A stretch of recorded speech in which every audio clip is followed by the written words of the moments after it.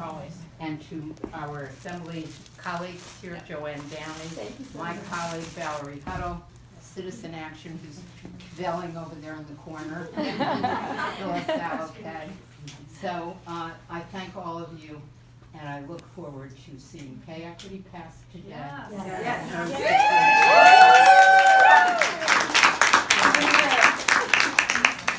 Well, good afternoon, everybody. Assemblywoman Pam Lampett, and this is just one of those days as a legislator you sort of live for. And when I signed up for this job, I knew I signed up for pieces of legislation like this that were really going to truly improve the quality of life here in New Jersey. I too want to thank Citizens Action, Dina. My husband wants to know who I am talking to at 9 o'clock at night on the phone. My children want to know, what message was so important that I had to draw my eyes away from a conversation with them to answer my email. Dina has been relentless, I gotta say, and she is a tireless advocate.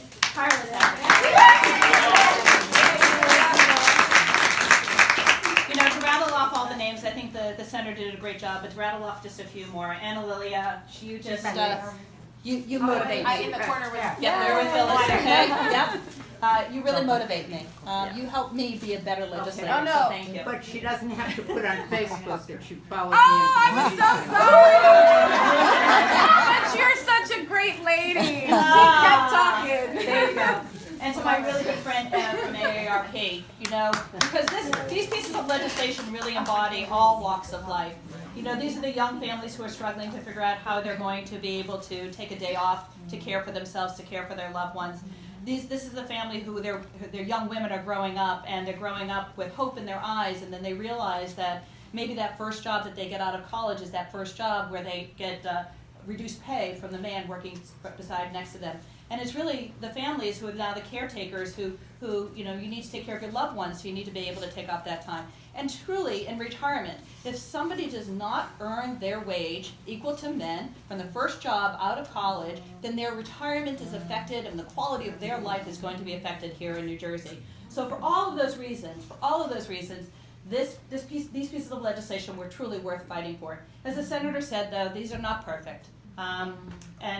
Certainly the earned sick leave is not exactly where we wanted to land it, but as she said, 21, 41, and 1 is where we need to land.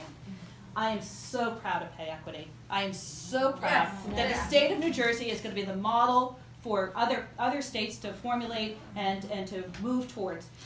We've had the chance to talk to Liddy Ledbetter herself, and nothing is more moving than seeing a 79-year-old woman still advocating and still out there. Okay? She's going to come in for the bill sign. Good.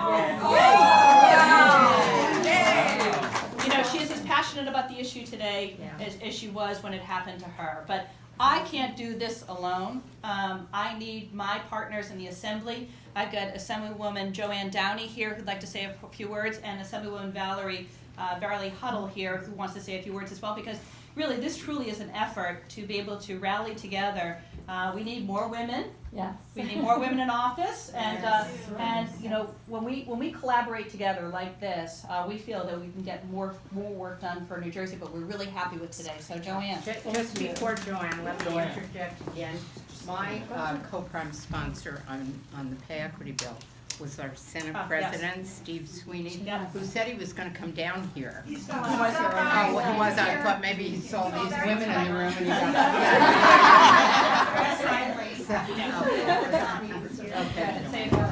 I'm Assemblywoman Joanne Downey from Monmouth County, and I want to say thank you to Senator Weinberg, Loretta Weinberg. You are my idol. Honestly, I want to be the troublemaker in your footsteps. So thank you. Thank you to my fellow Assemblywoman Pam Lampett. I really appreciate all you've done to fight for all these years for pay equity. I'm so proud to be on the bill with you. Thank you so much. I'm very proud of my also fellow Assemblywoman Valerie Huddle and all the other women in our Assembly and the Senate, because yes, there are too few of us. It's only, I think, a quarter, really, of our legislators. We need to do so much better in terms of what we're doing for women, and this is a great step forward. I am the mother of 2 daughters who are 8 and almost 7. I want for them to finally be past this, so that when they grow up and they're able to get their first job, they never even have to think about this. They won't even know, just like they don't know about the typewriter. They're not going to know. They will get a Or a job. landline. Or a landline, exactly. They will absolutely know what it's like to get paid for what they're worth for a job that pays the same thing for a man, a woman, and it doesn't matter what race, and it doesn't matter what nationality, but you get paid the same. So we're very excited about this, and I want to thank everyone. Thank you for everybody's support. Thank you, Dina. Thank you, Valerie. everybody.